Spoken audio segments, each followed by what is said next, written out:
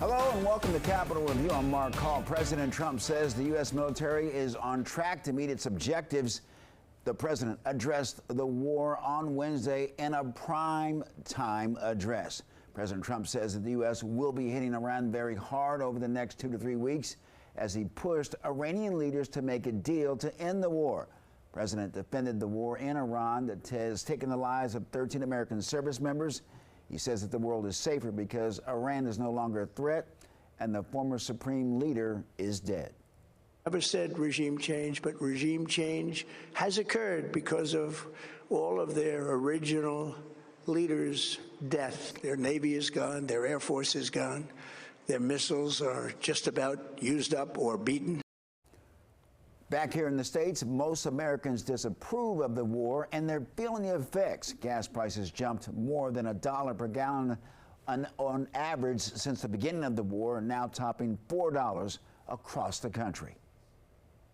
Well, joining us is former White House staffer under Ronald Reagan and Republican political strategist Jeffrey Lord, and Ashwani Jain, a Democratic political strategist and also author of Project 2027, a blueprint for Democrats to take control of Congress. Gentlemen, welcome back to Capitol Review. Good to be here. A lot of ground to cover. Jeffrey, let's start with you. Did President Trump make the case to the American people during his address that the war in Iran is justified? Yes, I think the president's concern, without question, is that Iran is trying to get nuclear weapons, and that if that occurred, we would be in a very, very difficult situation.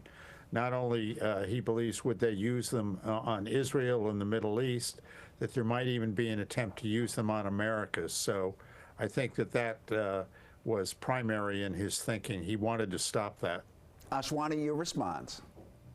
Well, the problem is the inconsistency that he continued to not address. Look, Trump said Iran posed a threat to our homeland, but then later said no threat ever existed. He said the war is complete, but Hegseth says it's just the beginning. Last year, Trump claimed he obliterated Iran's facilities, but now says they still have it. And during the campaign, he promised no war with Iran, and now we have war. And now he's also allowing Iran to get $14 billion in oil revenue by easing sanctions. None of this makes sense. None of this makes America stronger, and it actually leaves us more isolated and less secure. And he failed to address any of those issues during that speech. Well, Ashwani, let's stay with you. Polls show that most Americans disapprove of the war. Do you think now, after the president spoke to the nation, that those numbers are going to change one way or the other? I think they're going to become even worse for the president because, again, during that speech, he was full of contradictions, false claims, and no clear direction.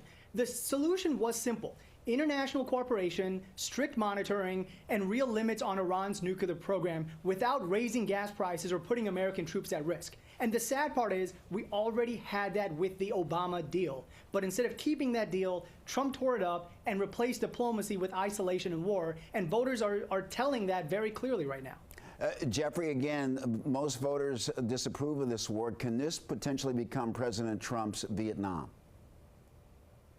Oh, I suppose in theory it could, but I think that one of the things about President Trump is that he is very alert to things of that nature. He has no intention of involving this country in a, what was it, 20-some-odd year or little less than that, war like Vietnam became.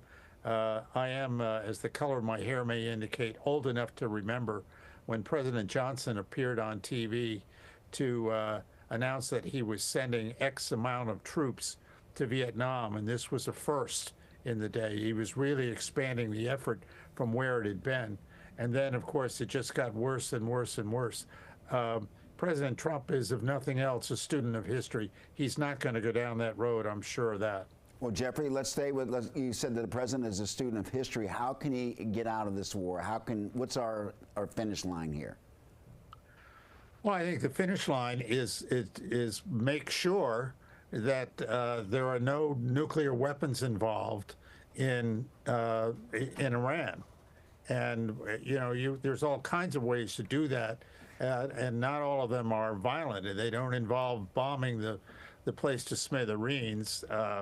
He can do boycotts. He can do economic situations. He can do any number of things here that I suspect he is more inclined to do than than do anything with war.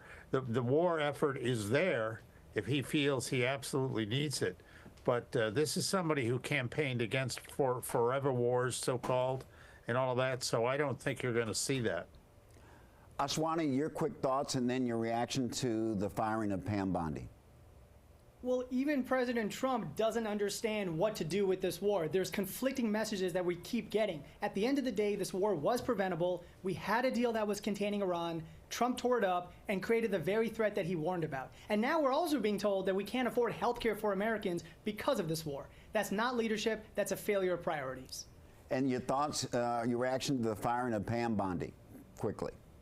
I mean, I don't think anyone's surprised. Look, to be honest, the real reason she was fired is because she did not hide the Epstein files the way the president wanted. And now the question is whether the acting AG is going to follow the law or continue to be political henchmen for Trump. Because we've already seen what happens when you politicize the DOJ or the FBI, and that is dangerous for Americans and dangerous for our democracy.